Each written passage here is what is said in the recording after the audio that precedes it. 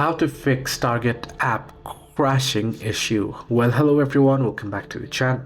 Are you facing the app crashing issue for Target? Well, whichever app you are using, the first thing to fix the issue if the app is crashing is to check for the update. Make sure the app is updated to the latest version. Head into your Play Store or App Store and look if the update is available and update it and open it up.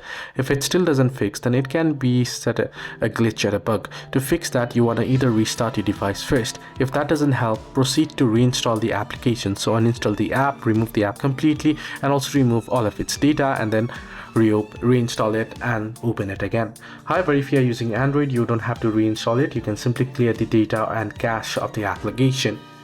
Now, if it still doesn't fix the issue, then it can be the server outage. Check for down detector websites to see if the Target servers are fine or if they are down. Similarly, also what you want to do is make sure that your device software is updated to the latest version, as sometimes not updating device software can cause certain apps to be outdated on your device. Hope this video helped you. Do like and subscribe.